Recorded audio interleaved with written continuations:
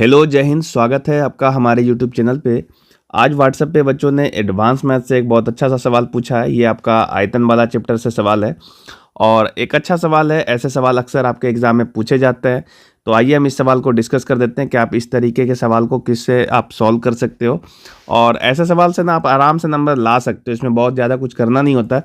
बस क्वेश्चन के पैटर्न को समझो, थोड़ा सा फिगर ड्रॉ करो और कैलकुलेट करके आराम से आंसर ले आइए। चलिए, सवाल क्या कहता है एक बार हम पढ़ दे रहे हैं। सवाल कह रहा है 2.8 सेंटीमीटर वाले गोले के परिगत बेलन का आयतन सेंटीमीटर क्यूब में ज्ञात कीजिए और उपयोग करने बोला है। पाई का वैल्यू 22/7। ठीक है, तो यहाँ पे आपको ये समझना कि परिगत का मतलब क्या होता है। परिगत का मतलब होता है बाहर से। परिधि आप सुने हो, नाम सुने हो, परिधि या परिमाप। तो ये जो परि वर्ड लगा हुआ है ना, इसका मतलब है बाहर से। ठीक है, तो क्या बोला है कि 2.8 सेंटीमीटर त्रिज्या वाले गोले के बाहर से बेलन है और उस बेलन का आपको आयतन बताना है। ठीक है, जैसे सपोज मान लीजिए कि ये आपका एक गोला है। ठीक है, ये आपका एक सपोज मान लो कि गोला है, ये मान लेते गोला है और इस गोले के बाहर से एक आपका बेलन है। सपोज मान लो ये आपका एक बेलन है।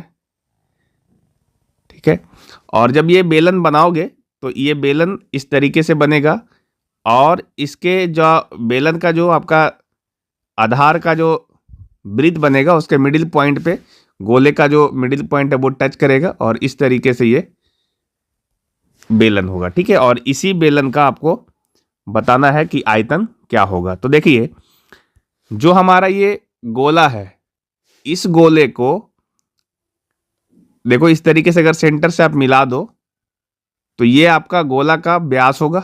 ये गोला का क्या है, व्यास है। और यही वो दूरी है जो आपका बेलन है, उस बेलन का भी व्यास है। दोनों सेम है, बराबर है ना। तो और यहाँ पे दिया हुआ भी है कि गोले की त्रिज्या कितना है, तो 2.8 है। इसका मतलब ये हुआ कि इस गोले की जो त्रिज्या है, ये त्रिज्या यहाँ से लेकर के यहाँ तक ये आर है और इस आर का वैल्यू दिया हुआ है 2.8 सेंटीमीटर। तो यहाँ से जो आपका बेलन बना है ना, उस बेलन की भी त्रिज्या जो होगी ये भी 2.8 ही होगी, है ना। वो तो बराबर ही होना है। और जो हमारा बेलन है उसकी ऊंचाई की अगर हम बात करें, ये जो हमारा बेलन है उस बेलन की अगर हम ऊंचाई की बात करें, ये बेलन की ऊंचाई हो गई h, और ये जो h होगा वो आपका कितना होना है। तो ये देखिए, ये हमारे गोले की त्रिज्या होगा r और यहां से भी ये आपका r।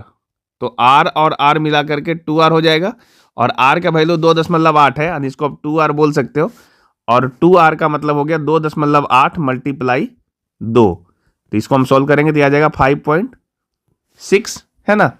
तो इसकी हाइट हो गई 5.6। अब हमसे पूछा क्या है, तो बेलन का आयतन पूछा है, बेलन का आयतन।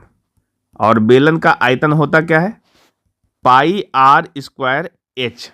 ठीक है, ये जो एच है, ये एच आपका बेलन का आयतन है। ठीक है, और आर जो है बेलन की त्रिज्या है। तो हम यहां से सारे वैल्यू को पुट कर सकते हैं। 22/7 बोला है पाई का वैल्यू लेने।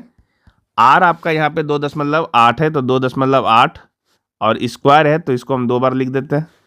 और एच हमने 5.6 लेके आया है। ठीक है, इसको यदि हम सॉल्व करें तो देखो ये 7×28 होता है तो 0.4 हो गया।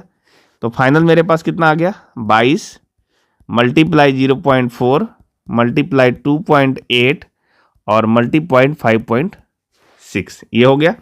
अब इन सबको आपस में आप गुना करोगे तो आपका आंसर आ जाएगा, क्योंकि आपसे पूछा गया है कि बेलन का आयतन क्या होगा। ठीक है, आपको ध्यान रखना है कि बेलन का आयतन क्या होता है।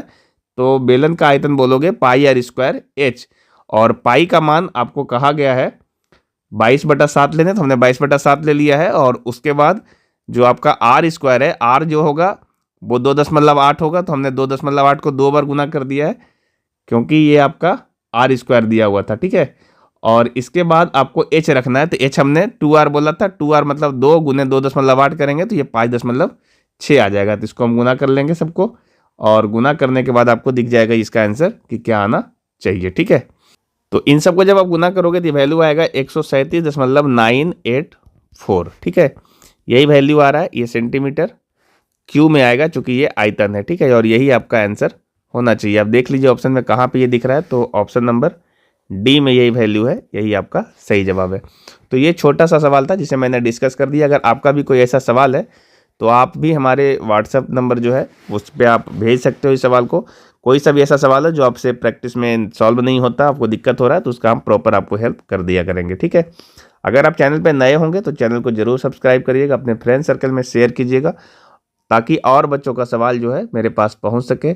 चलिए मिलते हैं हम नेक्स्ट ऐसे ही कोई अच्छे से सवाल लेकर के अगले वीडियो में। तब तक के लिए जय हिंद।